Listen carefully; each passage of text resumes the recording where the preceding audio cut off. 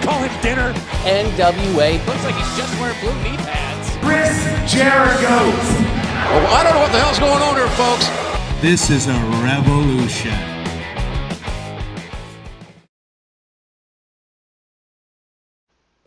Alright, so you will notice a difference in audio quality from this to the rest of the show. This is being done on Sunday morning, the day after the leap year day.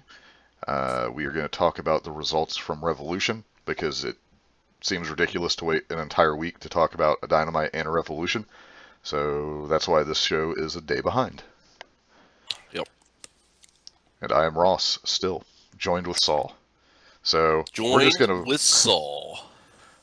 In March, I am going to be using the All Elite Wrestling results page. If anyone is, for some reason, wants to follow along, well, that's where we're pulling it from. So, also in the show, whether I put it before or after, we might just put this in the beginning, because I imagine that's what people are going to be looking for. We have a little bit of our predictions for the show, and we'll kind of touch on those, but to see if we were correct. I was correct on one thing, mostly, and I feel very proud of that, but we'll get to that. So, obviously spoilers are going to be ahead, so skip pretty far forward if not. Yes. Yeah. But yeah, so also if you've checked out the All Elite Wrestling webpage, you're going to see a picture of the new champion. So there you go. But we're going to go with what would have been the buy-in, where we had Dark Order against SCU. SCU decided that Christopher Daniels should not come to the ringside with them because they don't trust him. Yep. Now he knows how Sting felt when no one believed him, except it's not nearly as big a deal. No, it's not. I mean, I don't know what anyone would have been expecting out of this match other than what you got, where it's just a tag team match. Dark Order goes over and wins. And then, really, the end part was they're beating everybody up. Colt Cabana, who I was reading apparently signed with AEW, he's free to do other stuff. But as far as like commentary, wrestle, back, like he's part of All Elite Wrestling now, which is probably good for them. Immediately saw someone be like, well, I guess that means CM Punk is never coming there, since they, because I guess they don't really like each other or something, right? Yeah, they are not friends anymore, supposedly, according to the internet. Who really knows, but either way. But yeah, so he comes out, he gets beat up too. And really, this is the only spot that having him come out would have made sense, because...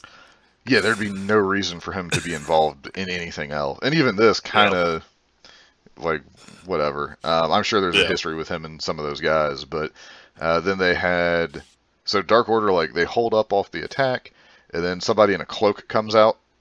And it was real weird because if they knew the Exalted One was supposed to show up, they wouldn't have been surprised that someone was, like, there was a weird, it didn't make sense to me a little bit, but the whole thing was for Christopher Daniels to reveal himself under the hood, but then beat them up and show that he's really not a bad guy.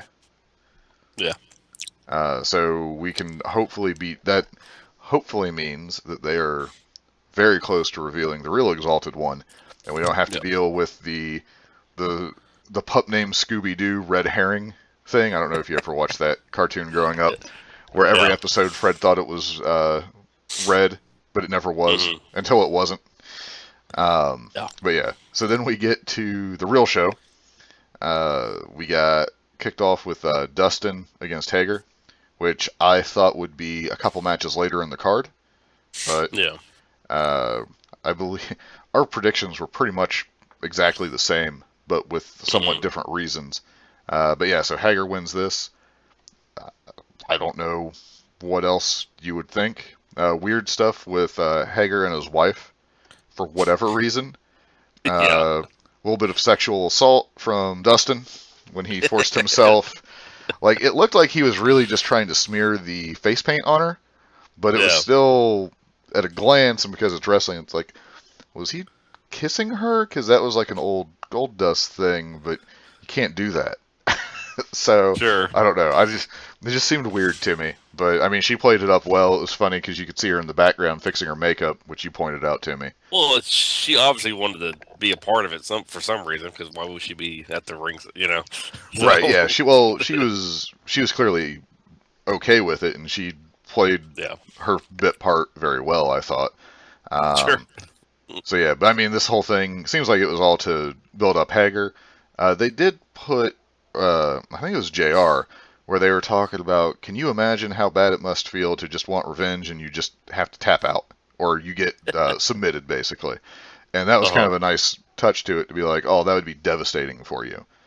Sure. And then we went to what was really, I But thought I this mean, so match, did you like the match? yeah, I mean, it Yeah, was I what I liked it. thought it would be. There was nothing fancy to it, but Yeah. yeah, I mean, did you have anything further on it? No, I just wanted to say if we liked it or not. Then, Yeah. No, I thought it was uh, fine. I mean, yeah. it could have been a dynamite match, like whatever. I mean, if it wasn't Hager's debut, I don't think it's anything special at all. But I Sure. mean, he's I agree still with that. okay as a wrestler. I do like the arm triangle as a submission, so Mm-hmm. that's good. So this match, I thought, but we both picked Hager. No surprise. I think anyone would probably have picked him. They had me a Mm-hmm. couple times where I was like, they really might have Hager lose. What is going on here? But then that Yeah. did not really happen. This match I thought would open the card, just because it was be pretty crazy, which was Sammy and Darby, and this Yes. thing was ridiculous from the get go. Yes. Which I mean because Darby did his crazy middle, or not middle rope, but like below the rope dive, and took out Sammy early on. We had the crazy 630 or whatever it was from the top to the outside through the table.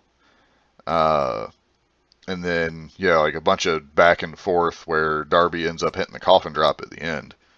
Mm-hmm. So, It was a good um, match.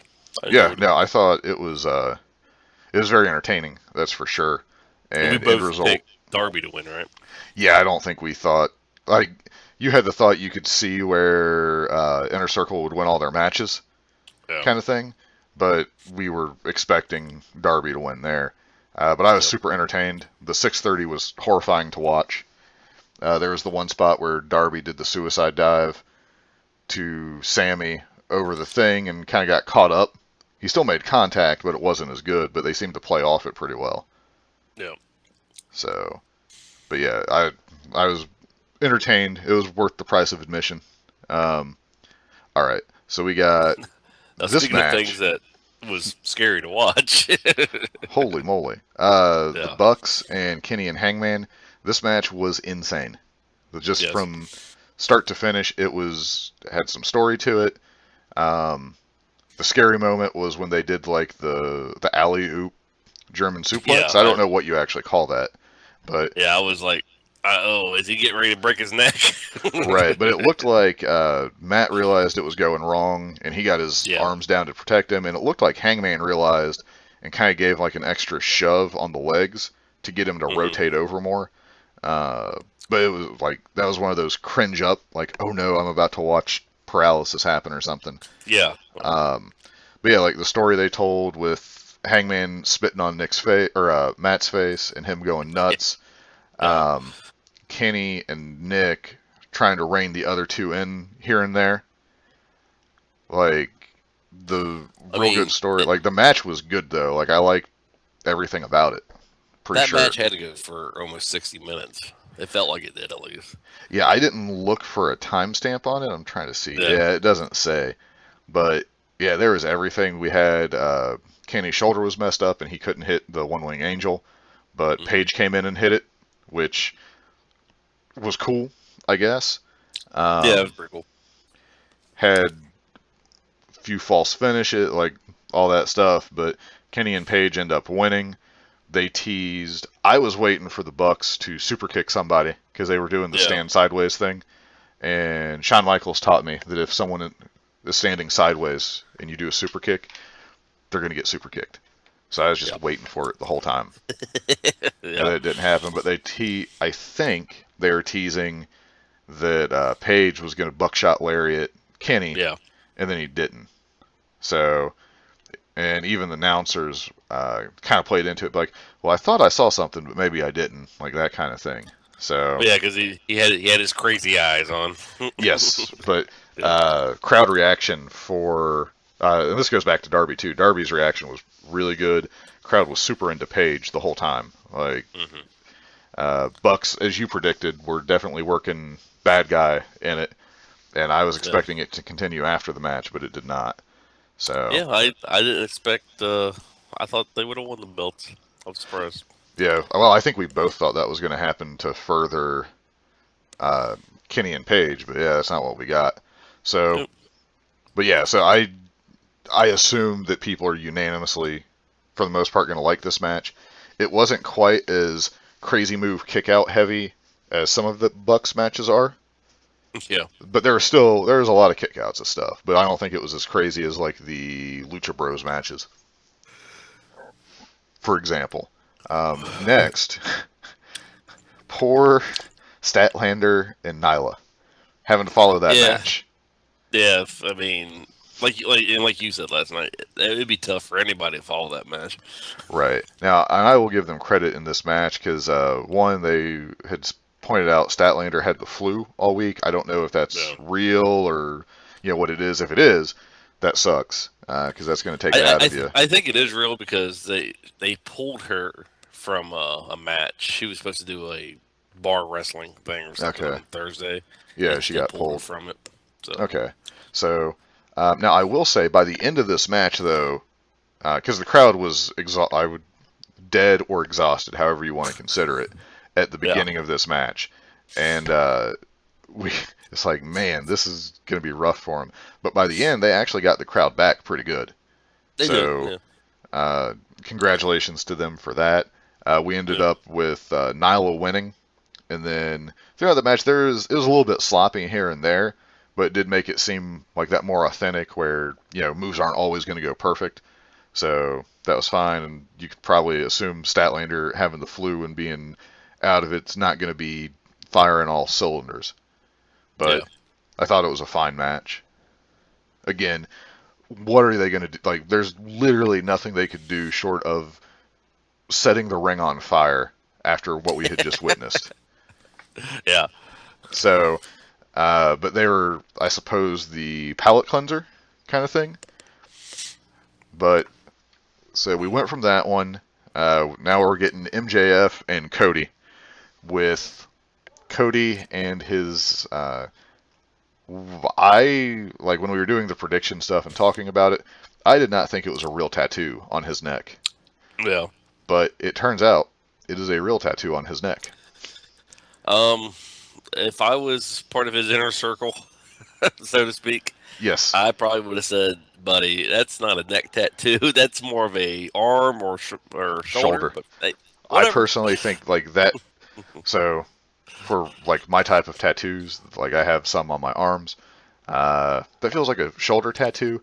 I mean, he can do whatever he wants. I don't really care. And it's not like I'm going to be like, I'm not ever rooting for Cody again because of that tattoo. But it's just weird. It's also that's like, to the best of my knowledge, his second tattoo. So he doesn't have other stuff, so it just sticks out even more. And it's pretty fresh, so your colors are going to be a little more vibrant early on. It's true. But well, like my one buddy says, you do you, Cody. If that's what you like, you do you. Right. Well, some people are beyond angry about it. Like online, it's why? It's super weird. Like other than it being the internet and just trolls right. or well, because we're like, man, I don't know that that's where I would have gone for with that. But all right, whatever. People are like, this is the dumbest thing. His wife is going to divorce him. No one is going to want to advertise on Dynamite now when they look at Cody. Like, what? Like, I feel like there's some overreactions. Now, granted, Brandy did come out in something, and she was like, yeah, I really don't like it. So, but sure. Yeah, people. Anyway, like, that's such a minor story, but I just think it's funny that people are like, well, sponsors are going to pull themselves from AEW. Like, I don't think so. Yeah. I don't think they care that much this day and age. But all right, so MJF in this match went pretty heavy on the spray tan for sure. That's what everyone's saying online. Yeah, like I noticed it as soon as he came out. I was like, man, his jawline. Now he did look like I don't know if he cut a little bit of weight going into it, or it was just the extra definition from the tan. But yeah, he looked pretty lean. So the match itself was pretty good back and forth. MJF at some point takes Cody's boot off. The thing I kept saying it. I was like, why doesn't one of the people on the outside of Cody's like 19-person entourage show up, grab the boot, and put it back on his foot? Like, I don't know. Because have you ever walked around your house trying to find a shoe when you have one of them and you're uneven? It's annoying, yes. Yeah, I can't imagine trying to wrestle like that. But, I mean, obviously they need to tell the story of MJF going for the toe. Yeah. But like you said, I mean, he had Cody's entourage is about the size of the NWO Wolfpack, so why couldn't he have had somebody give him, Right, or they just didn't think about it. Which, to be fair, it'd be like, oh man, I don't know what to do here. I did like it. Once the match was over, the referee was just standing there with like Arden's play sheet, the boot, and something else. Like, what do I do with all this crap? Yeah, it was a good match though. I enjoyed it. Because MJF got busted open off. I think it was the springboard kick when he was going onto the outside, and then where they were fighting with Wardlow, where basically Cody was outsmarted in a way because it bought time for him. Let's see here. There wasn't it was a good back and forth match. It wasn't the most amazing, it's not going to be like, watch this technical masterpiece or anything like that. But the story to the match is what we were there for anyway. And MJF ends up winning using the ring again. So they basically created an entire thing for that ring for him to have a foreign object at all times. Yep. So I guess he could have just used brass knucks, but it gives it a story to it, I suppose. Well, that's why he needs to keep winning them. So I feel like 5 years down the road, he'll have like 5 He's like the Mandarin. Look at all these. All my punches are devastating. Left or right. He's stuffing all 5 of them down his trunks. Right. But yeah, so I think we both figured MJF would win here, and he did. So again, we were both on the same page for that. Because again, I don't know what Cody would have gained from winning the match. As far as it would have hurt MJF more if you're looking at it that way. But good match. I was entertained. The Cody walking away, I think he kept mouthing, "I'm sorry." Which also someone was like, did you catch where he kept saying he was so sorry about the tattoo? People were like, I think he was sorry that he lost the match. I'm like, no, I'm pretty sure it was the tattoo. Like, jeez. So people were just tunnel vision on oh, yeah, that's all they could. They were like, where I was reading, people were just laying into it. It's amazing. I assume some people are being dramatic on purpose, but I never know because it's the internet. It's hard to say. Yeah. So we got Pac coming up next against Orange Cassidy, which Orange Cassidy, people like him. I think it's safe to say that everyone in that building. My only complaint about this match, and it's really, really minor, is that Orange Cassidy does not have his own music. Why he came out with the Best Friend song kind of bugged me a little bit. Yeah. He'll get his own, I'm sure. The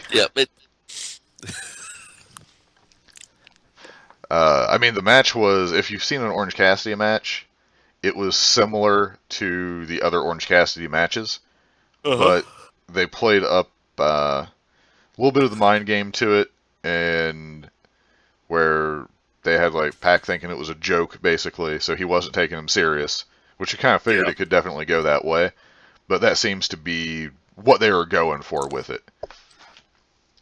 For sure. Yeah, I liked how Pac there did the kicks right back. That was pretty funny. Yeah, no, I was amused by that one where he's just like, "What are you doing?" And the fact that he was taking him so unserious, he could actually have a little bit of fun with it. Sure. So that was pretty good. But yeah, I think people saw, if they didn't know, once Orange starts actually doing stuff, he's really good. Yeah. But it is funny that, well, when I was wrestling normal, no one cared. Now that I don't do anything, I'm the most over I've been in my life. Yes.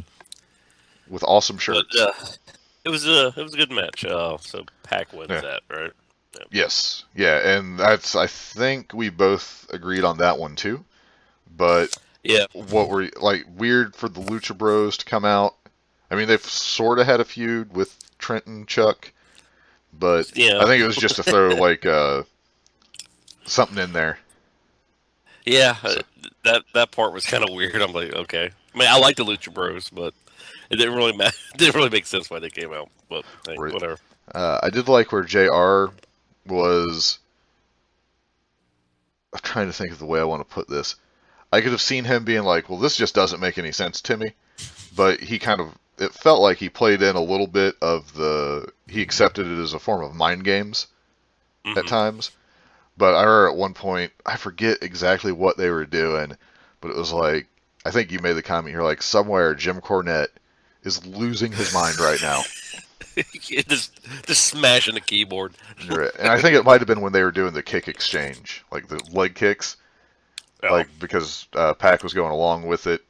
But either way, like good first match for Orange in AEW for people to see what it is. So, but yeah, he definitely was more serious. And then they worked into him rolling away from the top rope spot. Yeah, which does make sense. Like that's a legitimate counter. So, but all right. So that was our final palate cleanser, and then we got to the world title match. So we got Proud and Powerful are out for the whole match. What's his face? Jericho had like the choir version of Judas to begin with, which I thought was pretty good. Yeah. Yep. I would like to see like an official version with that little choir mixing in with it. Like I'd pay $1.29 or whatever for that.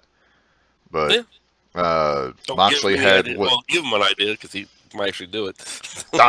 There's no way that I'm someone who has. If that hasn't been suggested at this point, I would be beyond shocked. Moxley had his interest. It looks like he had a shirt that just said unscripted on it, which is a more reasonable shirt that I might one day buy. But it didn't have his face on it or a whole bunch of other garbage. Like his shirts are terrible to me. Very Halloween themed though. If you need something for fall with the black and the orange. But yeah, so I mean, I guess it's just a brawl to begin with. And then Jericho throws him into the ring post, and he just eats it. With yes. Did you see the picture of the Moxley who lived? No. Scar. He did like a media scrum, and they were zooming in on it. But it's a pretty nasty looking thing. It looks like he really did just eat the post and just got busted open some, which is why it had like that weird style of bleeding where it was like sometimes and not others. Because at one point, like you could see him actually flicking it, like before he took the eye patch off. Yeah. But yeah, this went back and forth. I mean, Jericho beat him up for a while. Proud and Powerful got involved. Like Aubrey threw out everybody, and yes. Ortiz bumped for the throw out on the ring apron. Yeah. She threw people out baseball style. Because like Haggard came out is what led to that. But yeah, so Jericho goes for the good eye, but this was where my prediction is Moxley removed the eye patch, revealing that he could see out of that eye just fine. Although I predicted that it would happen much sooner in the match. Yeah. And then when he came out, but the way they explained it was that Jericho was too cocky because he thought Moxley was blinded, and so caught him by surprise. I liked how they told that story about it. Right. Like, haha. Yeah, it definitely worked. I thought they would do it earlier in the match though, and like kind of throw him off because when he came out with just the single thing eye patch, I was like, oh, it's totally going to happen, and then it didn't. Yeah. I was like, oh, well, why would he go back to wearing that one?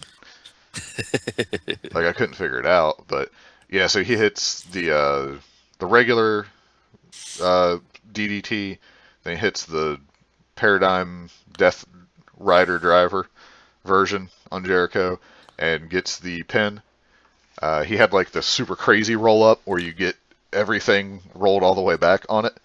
And I made the comment after that. I was like, I was waiting for the referee to get pulled out of the ring or something like that. I'm not used to what's your good guy is running through finish. everything that he needs to. Yeah. And then just actually winning on an attempt. Yeah, WWE has you trained. Yeah, well, I mean, I was just waiting for something screwy, and it was kind of nice to not have that. But we'll see, because he got some microphone time after it and seemed pretty jazzed about the whole thing. He has his own special shirt, the I Was There shirt, that you can now order on AEW Shop, or Shop AEW, whatever they call it. The thing about this pay-per-view that I didn't think I want, but now I want it at every pay-per-view now is the bracelets. Yeah, that was crazy. I still haven't seen anyone talking about those very much. But that's why we need to tag it. Yeah, but everybody had, like, I assume it was like an LED bracelet that had a few different colors on it, and I assume they were synced up based on seat rows or something. Like, they were probably on people's seats or something, and they had, like, different patterns that they could do, different colors, like, that would kind of go along with the music in some cases. Because it seemed like for Hangman, you had, like, a lot of yellow, and it was matching up to the rhythm of his music. Which I'm surprised that more people don't actually use it. Like, can you imagine that at the Super Bowl? I mean, you could do a lot of crazy stuff with that. Yeah. Well, yeah, it's weird. I kind of wonder if it's like an expensive thing. Like, sure. I don't know. It might be really expensive, and that's why maybe a lot of people don't do it. Right. Well, I need one of, like, the WWE 24s for stuff. I need that on those bracelets as to the story behind them, because I've never seen an event have those. We need to tag those guys when we release this and say, "Hey, that bracelet's a great idea. Bring it more. We also want more information on it. Tell us about it, because I don't know. I'm sure there's like concerts that do it. There's got to be, like, but I don't know for sure. Yeah. But yeah. So overall, but yeah, I think you thought Jericho, or did you take Moxley, or were you thinking Jericho on this one? I think I picked Moxley, but I said I could see either because I thought Cody was going to win back in the day, and he didn't. Right. So. Yeah. Well, yeah, and I was happy either way, but I'm interested to see where they'll go with this. But yeah, so overall, did you enjoyed the show? I enjoyed the show. Yeah. I thought it was excellent. It was nice having a pay-per-view that was built up for a while, and everyone on the card hasn't actually had a singles match against each other for the last 3 weeks leading into it. It's true. Yeah. So that was nice. But yeah, I liked it. But you were saying people online were being pretty critical? Well, I mean, it either has to be people that are insanely loyal to WWE or just trolls. Yeah, because they were saying that Super Showdown was a better show than this. Yes. I just can't imagine an objective world. Now, there's been, over the years, there have been many pay-per-views that I've seen that have been better than this one. There's been NXT, like NXT takeovers are typically fantastic. But I thought this one, like, all the matches had a nice story. They had plenty of time for everybody. Like, it was good. I would tell those people that said that, I'm like, I probably could find some Vince Russo WCW wrestling like pay-per-views that was better than Showdown, probably. Yeah, Showdown. Whew, it's a long trip for that. Did you see the little bit of the bubbly Chris Jericho ringside collectibles exclusive figure by any chance? Jericho with the belt, so you don't have to get the Chase version to get it. But he comes with the spread from when he won the title, where he has like the champagne, but he's got like the meat tray that he thought was terrible, so it comes with that. I was watching an interview where they showed it, and he was like, "Wait, is that actually the tray?" And they're like, "Yeah." He's like, "You know what's funny is the one that's on this packaging, I think, is better than the one that they actually had for me." So he's still not over that. But all right, well, I think we can wrap that up. at that point, because that's going over Yeah. it. Yeah. All right. So, Yeah, and then enjoy the rest of the show after this, because I think we'll just put this in the beginning. There you go. All right.